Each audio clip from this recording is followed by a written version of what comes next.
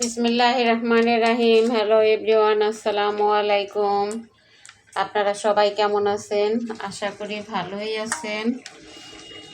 তো এই যে দেখেন যে আচ্ছা ইলিশ মাছ আনছে, সেটা ঠিক আছে, ইলিশ মাছ সবাই পছন্দ করি আমরা, ইলিশ মাছ। কিন্তু এই দেখেন এই মাছটা যে আনছে আমার বাসার কেউ খায় না, আমার বাচ্চারা খায় না। তাহলে এই এতগুলা মাছ এখানে তো আমার মনে হয় 2-3 কেজি কম না, 3 কেজি হবে মনে হয়। যে আপনারা একটু দেখেন এই মাছগুলো আমি কখন কাটবো, আমি কি করব, তাই আমাকে একটু বলেন আপনারা যে এইরকম ব্যাগ কিলা কাজ কি আমার জামাই দেখলাম ভর্তা করে করে খাওয়াবো। এই মাছ ভর্তা, এই মাছ ভর্তা করে খাওয়াবো আমি।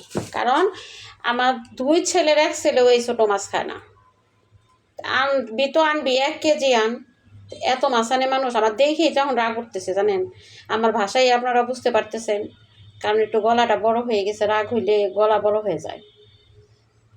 আর এই যে এখানে 8টা ইলিশ মাছ আনছে, 8টা ইলিশ মাছ সম্ভবত 2 কেজি, ভালোই সাইজে বড়ই আছে। এই যে দেখেন ইলিশ মাছ অর্ডার দিছে মনে হয় 20 কেজি, আনে নাই সম্ভবত। আর আমার ফ্রিজটা একটু নষ্ট, এই জন্য আমি দেরি করতেছি। এখন এই মাছগুলো না কেটে রাখলে এই মাছ হলো নষ্ট হয়ে যাবে আরও, মানে এটা ফালাইয়া দেওয়া লাগবে।